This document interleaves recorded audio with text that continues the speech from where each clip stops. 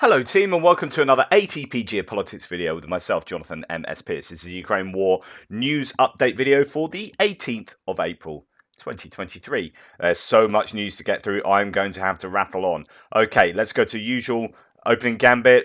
Ukrainian figures for the Russian losses for the day before. All the caveats apply. You know the caveats by now. I find these indicatively useful. Okay, 470 liquidated personnel. That is a fairly low number considering the average that we've seen over the last few months. For the last couple of weeks, this is there or thereabouts. We have seen lower figures across the board in some or most categories. Some days very low for all of them. Today, 11 APCs is fairly notable. One tank, that's obviously very low. 6 artillery systems, still a useful number, but not as high as it has been. 6 drones, 4 vehicles and fuel tanks, 2 pieces of special equipment. So that's still comparatively decent number. I know 2 doesn't sound like a lot, but these are things like radar systems or electronic warfare systems that are a lot rarer, and they are significant when they are taken out. As you can see, 330 is a total. That is an average over the war of less than 1 a day. So 2 being taken out yesterday is a useful number for the Ukrainians. I've been talking about how there's been this explicit targeting of artillery systems and special equipment, and that seems to still be holding out. Right, moving on, I'm showing you this bit of footage because you're starting to see a bit more of this. We have seen IEDs drop from drones for most of the war, but actually, there's a couple of times recently I've seen thermobaric grenades dropped, and just look at the damage that this one grenade does as it gets through the hatch. I mean, it's a good shot. Russian BMP-1 infantry fighting vehicle destroyed by an RGT-27S2 thermobaric grenade somewhere in the Avdiivka area. And this is a significant explosion. Absolutely, destroyed from the inside, and that is significant straight away. That's not cooking off. That is a pretty instantaneous, explosion from that grenade. So that is significant. I thought that was worthy of note.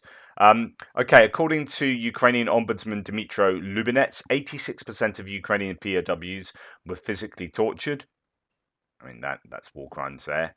Ukraine has dozens of videos of Russians executing Ukrainian POWs. I had someone yesterday who's got beef with me in previous, coming back onto my threads and then saying, "Oh, you're pulling out the old war crimes thing again." We're like dismissing that as if, God, that's such a rubbish criticism of the Russian war machine. You're like, are you even a moral human? Like, are you a moral agent here? So I, see you later, mate. Anyway, no time for people who lack obvious morality. Ukraine has dozens of videos of Russians executing Ukrainian POWs, which is obviously terrible. Russia holds 20,000 Ukrainian civilians. So that's the ombudsman putting across some pretty staggering figures there. A Ukrainian boat was destroyed by Russian Lancet loitering munition in the Dnipro River in the city of Zaporizhia. So this is quite far, I guess, back for a loitering munition. I have to look at the map really, but this is in pretty much Zaporizhia area, although they control, if it's to the south bank of the reservoir, it depends exactly where this is, then obviously the Russians control that. Now, this is a boat getting taken out by a Lancet loitering munition drone. I've often said that Lancet drones are a real thorn in the side for the Ukrainians, and here's another example of that, hitting a slightly different target than we've normally seen, and taking it out. This riverboat gets hammered. That's the end of that. As you can see in a little bit, it is fundamentally on fire, and probably the end of that boat. So that's an upgunned boat that is taken out, which looks rather like this when it's working well. And taken out by a Lancet drone there. So that's another type of target that Lancets can take out. Now going on to the Russians staying in the Zaporizhia region, talking a lot about how the Russians have been hammering different towns with S-300s.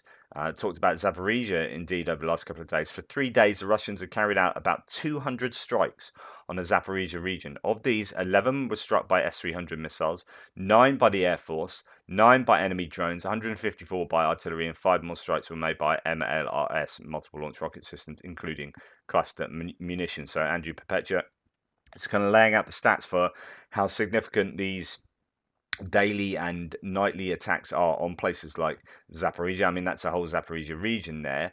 Sloviansk has been hit again. A terrible hit on residential blocks by S-300 missiles the other day. And at night, the Russians attacked Sloviansk with S-300 missiles and suicide drones. Reports from there. The Russians hit 5 high-rise buildings, 7 private houses, a protected facility, medical institution, entertainment center, business center, and cars. I guess the question is always at times like these, where the questions are, or the question is, did they hit any military targets? Yes, the Ukrainians might be only showing these pictures, but there is a chance that military targets were hit as well. Now, this is a growing problem for the Ukrainians. A Turkish source talks about how they are using these guided gliding bombs, but actually even bigger ones. So this is UPAB, instead of the FAB 500, this is UPAB 1500, used near Bakhmut, according to that source. And here we have uh, an arrival of a very powerful bomb, FAB 1500, from UMPC at a military target in Orikhiv, in Zaporizhia region. So look at the size of that crater. Absolutely huge. Now, luckily, that doesn't seem to have hit much, but you can imagine there are, I mean, there are destroyed buildings all around, but as far as a military target is concerned, again, doesn't look like these are, and some people are saying they aren't particularly accurate. I don't know. I don't know the official stats on that, but these gliding bombs are becoming quite the challenge for the Ukrainians. Large grass fire has been raging in Tyumen all day. In spring, grass fires are common, but usually fire officers take preventative action or they're extinguished quite quickly. Things seem to be worse this year. Too many fire officers sent to Ukraine. Right.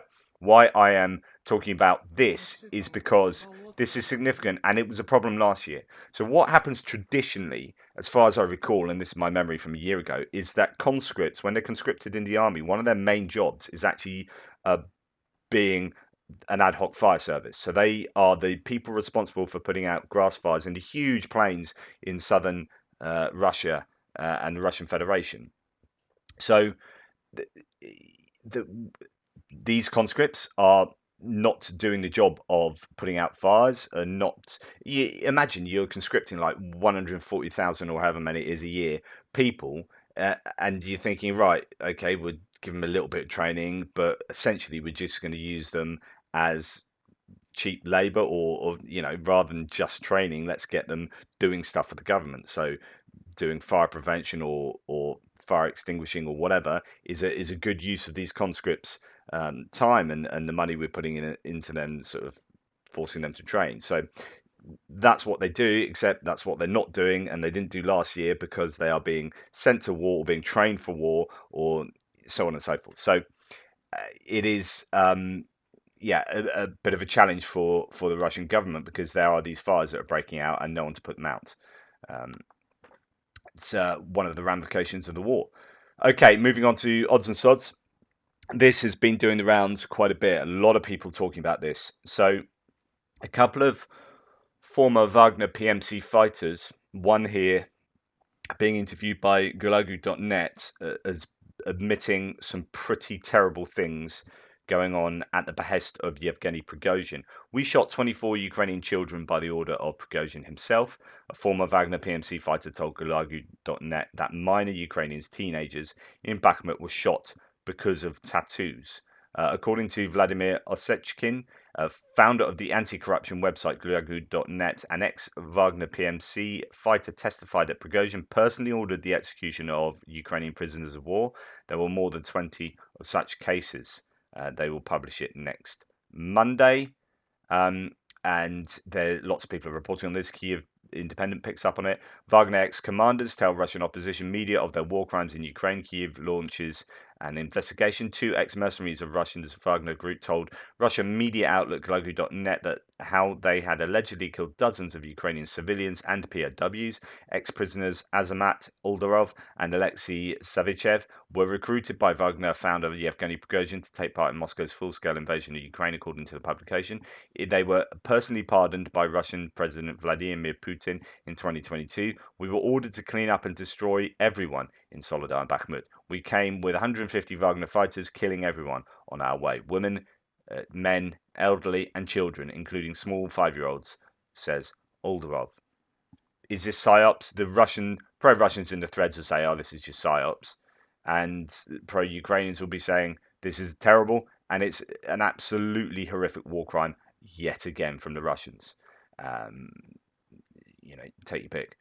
And again, Peter Clifford online here picking up on the story. In a horrific interview released today, a former Wagner commander admits killing 300 to 400 civilians in Bakhmut, Soledar, and on Prigozhin's orders, including 40 children.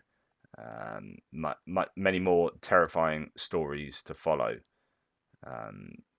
Yes, so 40 of the victims were kids, some teenagers with tattoos on their arms, and he admitted personally dispatching a little girl of 5 to 6 years old. Horrendous, if true. So yeah, a lot of fallout about that going on now. So Budanov, who is known for his interviews, and he claimed sometime back last year that my prediction is that the Ukrainians will be attacking Crimea in the spring. So he has now confirmed his prediction that the armed forces of Ukraine will enter Crimea by the end of spring. I mentioned this because I've done a 6-part series from Chris Owicki on Twitter, who's looked at the history and the geography of Crimea, and I concluded yesterday in my video that I don't think Crimea will be attacked with ground forces. I think that would be suicidal. But here he is saying that the armed forces will enter Crimea by the end of spring. So, hey, what do I know? I can't think that that's a good use of the troops, personally. He also says Russia switched to a strategic defense operation.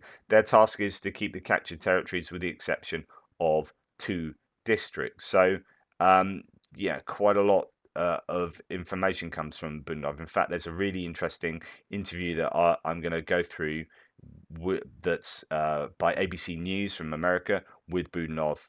That's it's well worth looking at. So just to give you his title, he's the chief of the main directorate of intelligence in the Ministry of Defense in Ukraine. Now, being the chief of intelligence, when he says, "Yeah, we are definitely going to attack Crimea by the end of spring," of course, there's every reason to believe that could be psyops, that they will not be doing that, but it just fixes the Russian forces in Crimea, in the north of Crimea, so that they can attack elsewhere. So whether they will be in Crimea or not, your guess is as good as mine. Right, now on to military aid. When you see this video footage of Bradleys supposedly being in Ukraine, and as someone pointed out on my threads yesterday, it's in desert paint. It's definitely still training. It ain't in Ukraine. You got pretty good reason to think that actually, yes, that footage was certainly, as I said yesterday, was some training in Eastern Europe. However, we are starting to see some Bradleys with the pixel paint job that we know of Ukraine. Bradley M2A2 ODS in pixel and over. Is that in Ukraine already? Who knows? Could well be. We shall see. Right, footage from Ukrainian training grounds with PT-20 tanks has appeared. Now, these are basically upgraded T-72 tanks, a Polish version of them, and Poland have given a number of these. Was it 60 plus of these? I mean, there is really very good reason to think that the Ukrainians will have a whole bunch of equipment. As I've said before, I swing from optimism to pessimism within like the same thought process when considering the counteroffensive coming. However, I do actually think they will have enough mechanized equipment when you add it all together, if they can get it all to the front at the same time. And in fact, this equipment doesn't just come big announcements from international players like nations.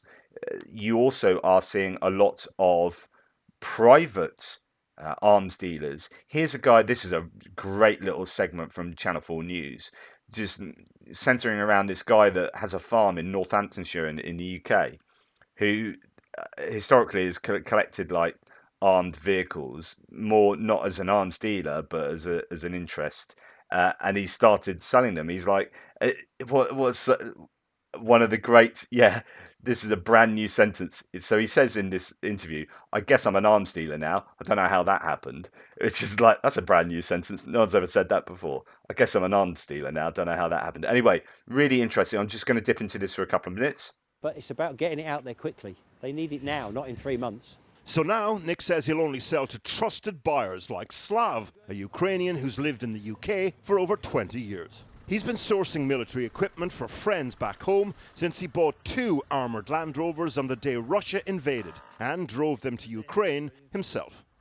Slav's just bought 25 APCs, or armoured personnel carriers, from Nick for the Ukrainian World Congress. The NGO has raised millions of pounds since the start of the war to buy equipment for Ukraine's forces. It's not the government funds, it's not the government's millions, it's the ordinary people collected all these funds and just try to give the best chance for Ukrainian nation to survive. The deal is done. Thank you very much for the excellent service. The vehicles have been stamped with Slav's logo and they have the paperwork needed to get across Europe. Slava Ukraini! Now their 2,000-mile journey to the front line begins. But these APCs are a small part of the exploding market of private arms deals between the UK and Ukraine. More than £30 million worth of military vehicles were shipped from the UK in just 6 months in 2022. Serhiy Pritula runs a charity buying equipment for Ukraine's forces.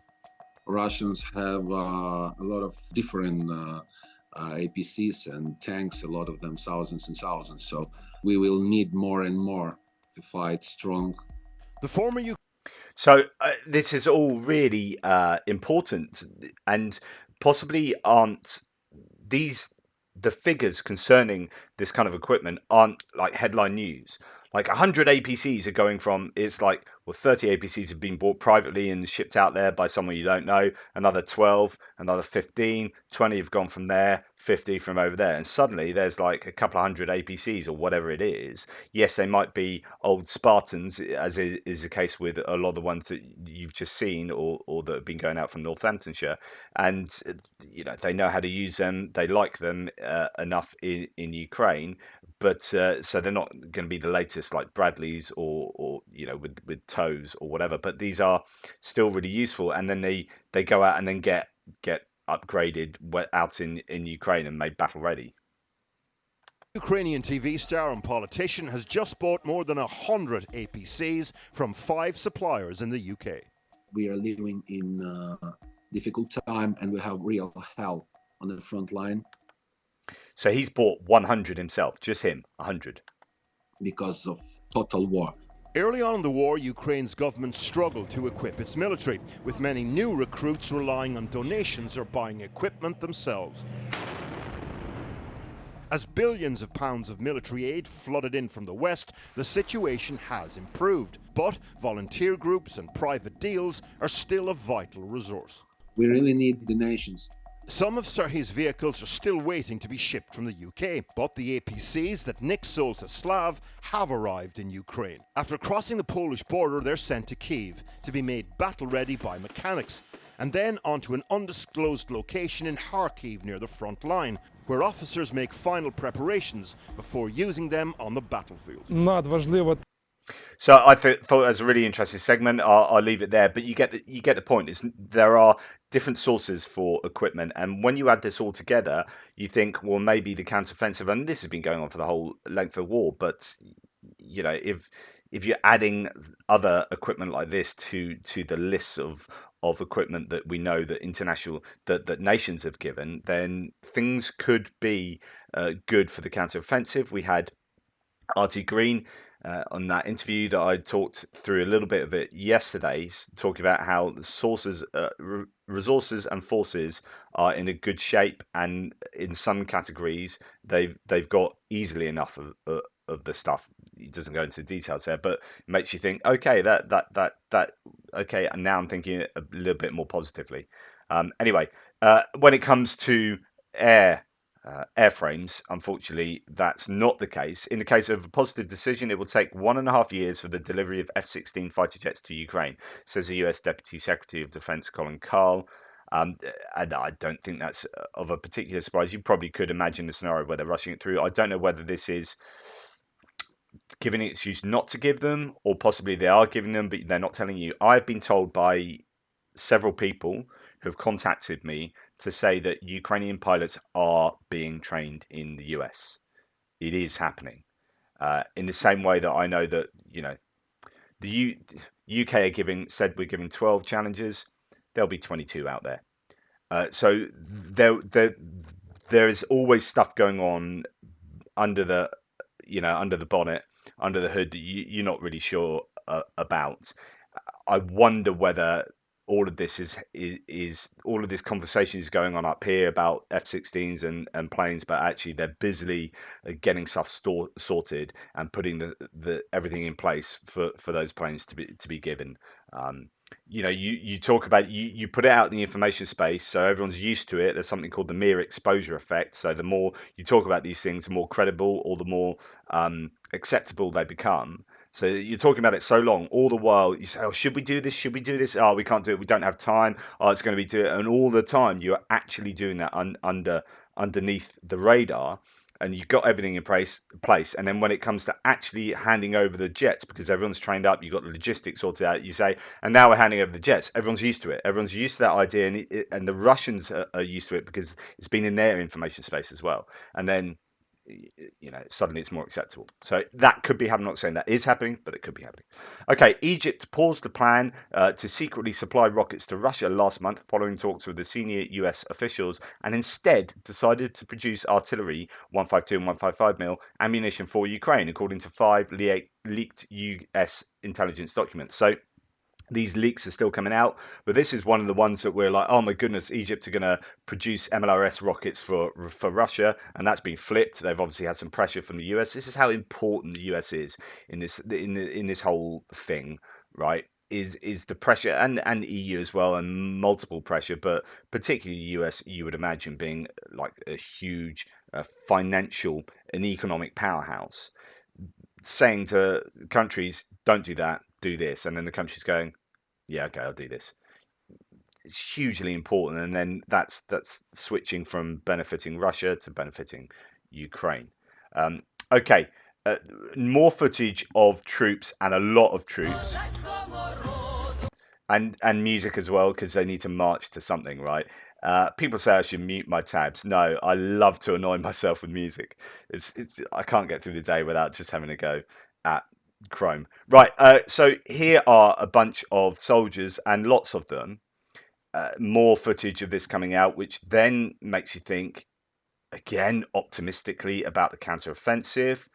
And then you start getting comments like this, which is super interesting and important. So this is the footage that came out that I shared with you yesterday, I think.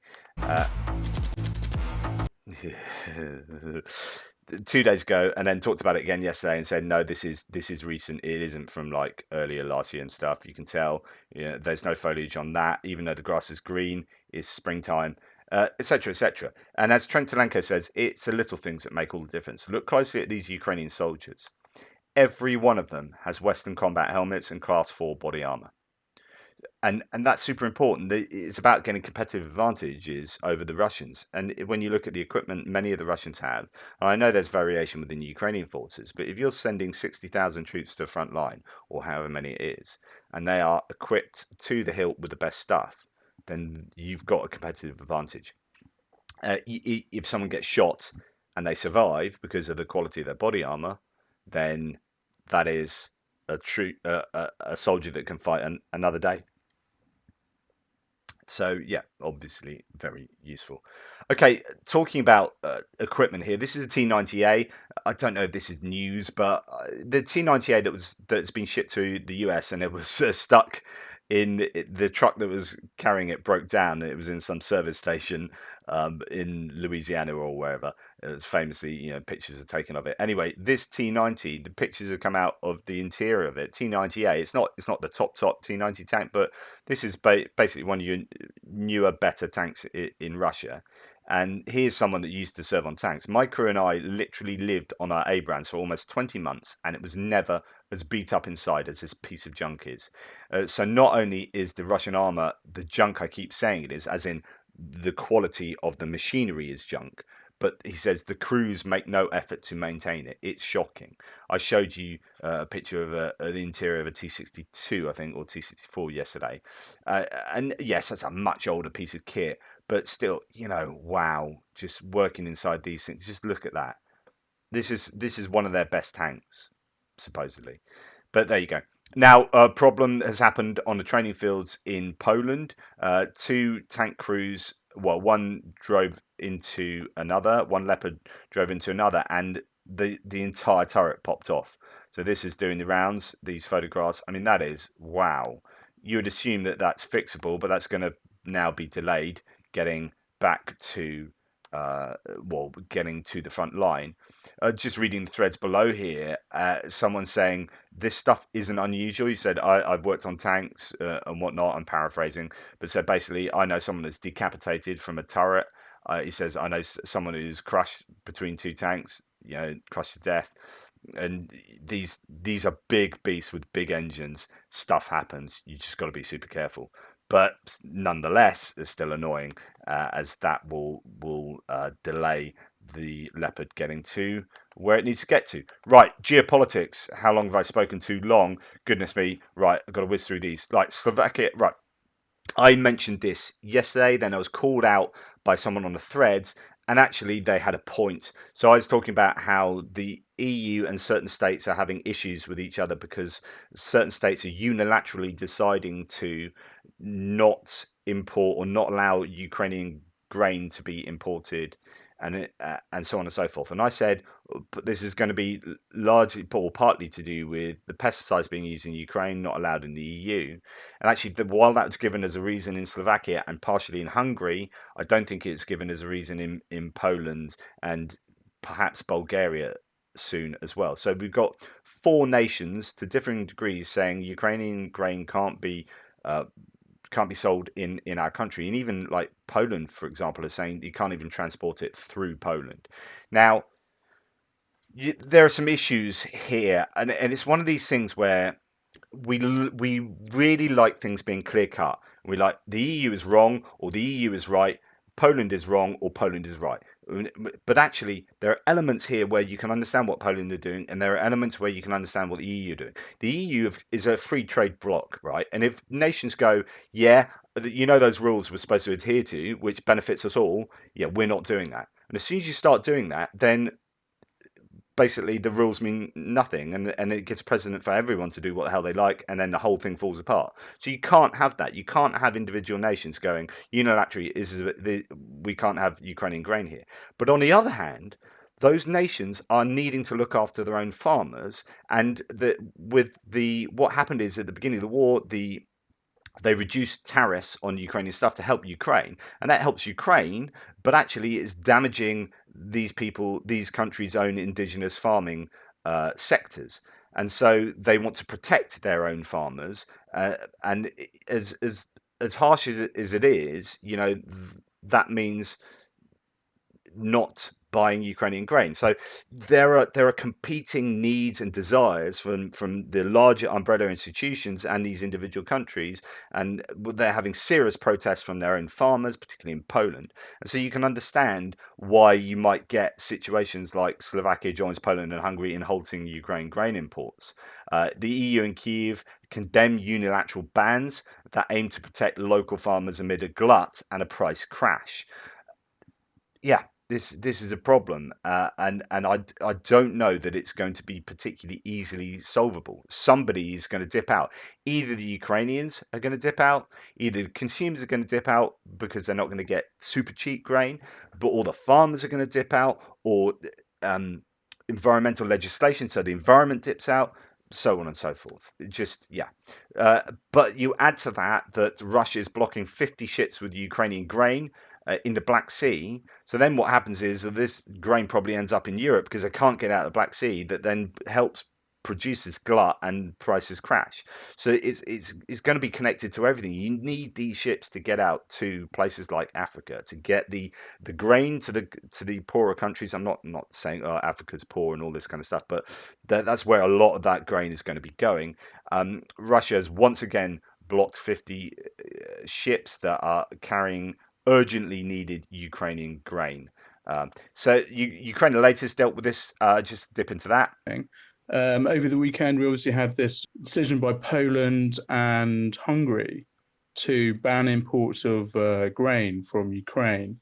And I just read before I came on air that Slovakia's joined in. They were already they'd already banned, semi-banned some types of it, etc. So that's not a surprise. Bulgaria is also probably going to join in, I'd imagine. So what's happened here, for anyone who hasn't got around to reading their Telegraph newspaper yet this morning, and it's already 1 o'clock London time, so shame, it's unfortunate if you haven't gone around to reading it. But anyway, it's all there. And what's happened is when the war started over a year ago, the EU lifted tariffs on Ukrainian grain imports because at the time the Russian Navy was blocking Ukrainian seaports onto the Black Sea.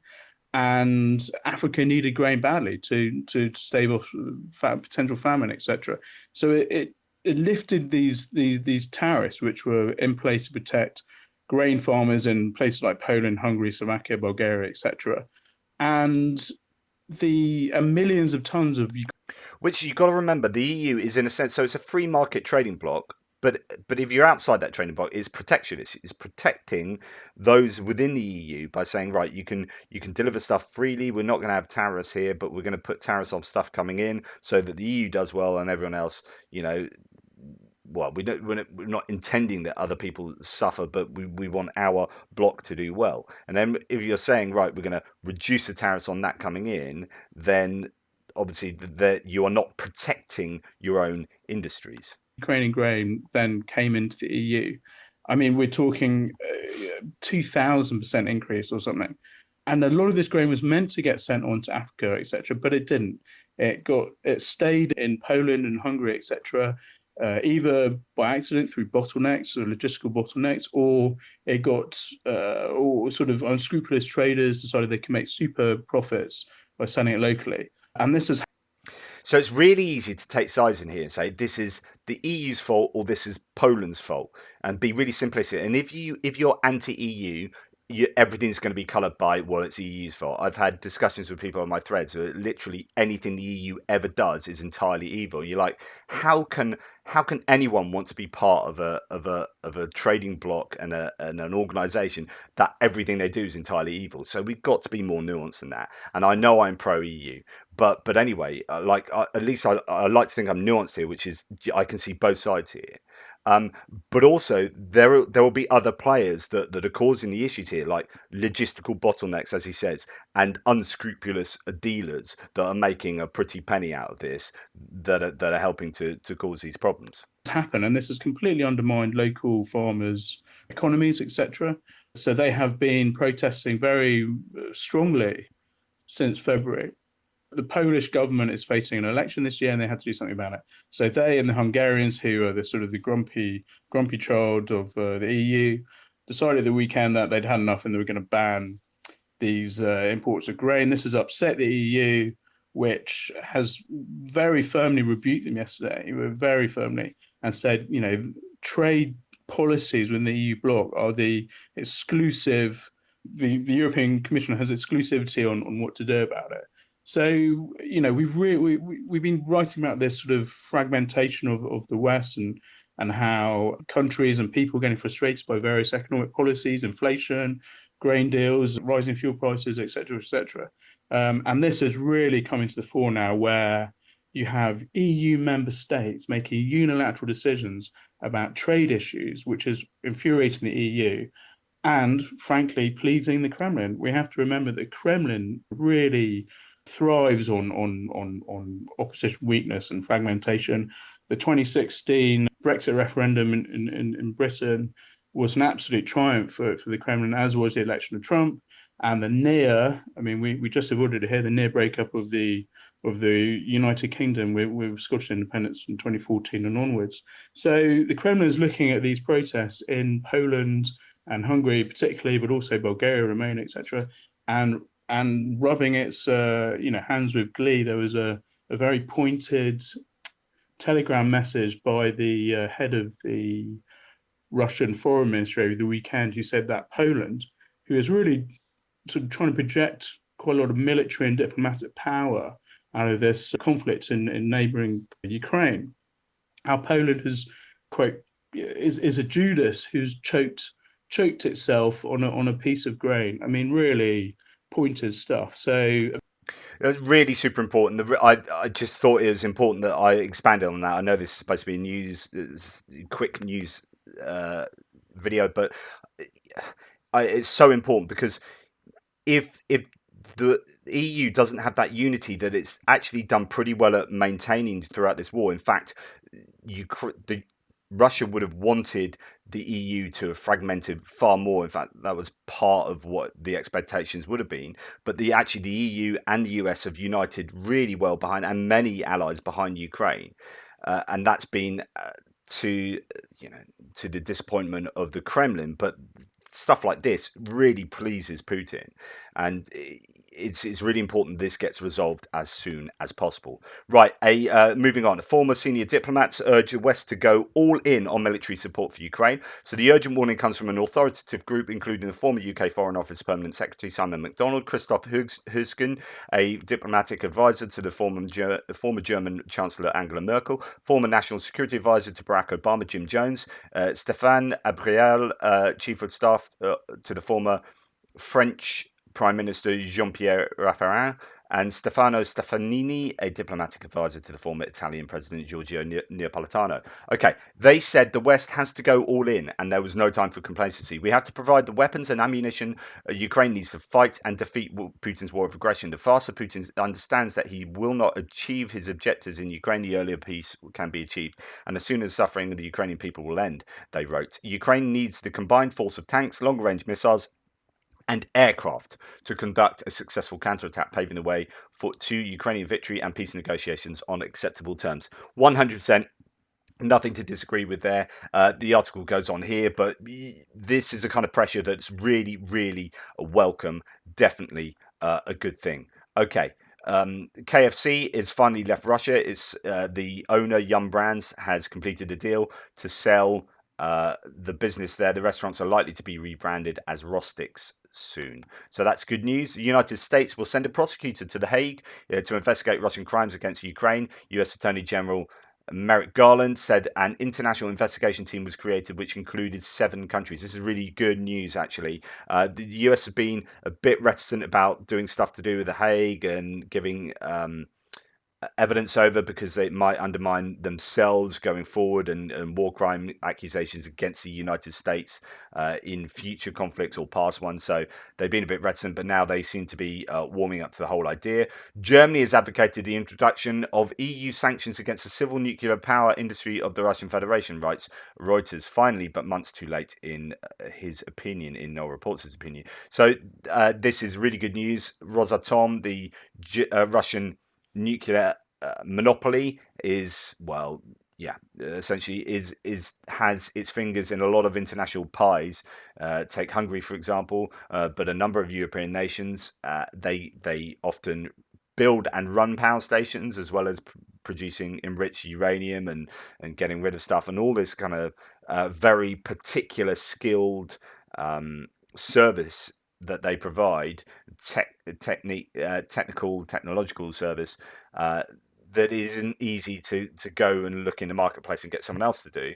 Well, actually, if I talked about this yesterday. If nations can get together and provide the same kind of services and then sanction Rosatom, then that will be a real blow to the Russians. It will be a serious blow.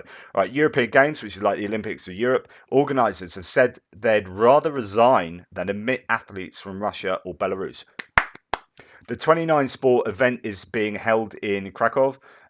In June and July, boxing's controllers have asked the IOC to revoke the game's status as Olympic qualifiers. Interesting. So, the good news from a sporting pressure point of view, and as well, the International Ice Hockey Federation is indicating that it will ban both Russia and Belarus from the International Hockey Federation. Ice Hockey Federation tournaments for the rest of the war. So that is good news too. Right, it's hard not to read this as a douceur, like a sweetener for Sweden's accession to NATO, whatever either side says. So this is the news that the Biden administration is to advance a small F-16 equipment sale to Turkey, right? Why is that suddenly happening? Well, Turkey wants some F-16s. US have probably previously said, no, probably not so much. And now they are saying, yeah, okay, you can have some F-16s.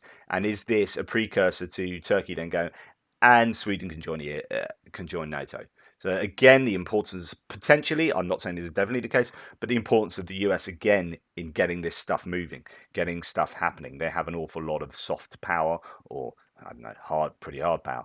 And I'm going to leave you with this, which is terrible news. And it's just, when you've got pro-Russian voices in the threads or that you speak to or whatever, you're like, are you on the right side? Freedom of speech? Really? So we've got Vladimir Kara-Murza has been jailed for 25 years for opposing the war. 25 years. And there is absolutely no viable opposition to Putin, to the Kremlin, to the war. And if you oppose it, you get poisoned, or you get thrown out of a window, or you get thrown in prison for 25 years. It's disgusting, and there's no other way to say it. Anyway, opposition activist Vladimir Kara-Murza has been sentenced to 25 years in jail in Russia for charges linked to his criticism of the war in Ukraine. He was found guilty of treason, spreading, quote, false information about the Russian army and being affiliated with an, quote, undesirable organization. The Russian-British former journalist and politician is the latest of several Putin opponents to have been arrested or forced to flee Russia. He had denied all of the charges. He spent years speaking out against Russian President Putin, and alongside the war in Ukraine has also been critical of the government's crackdown on dissent. Last week, he said in a statement that he stood by, quote, every word that I've said. Not only do I not repent any of this, I am proud of it. I know that the day will come when the darkness engulfing our country will clear, he added in remarks posted online. Our society will open its eyes and shudder when it realizes what crimes were committed in its name. Boom, drop mic, absolutely true. I wish only he could pick that mic up again.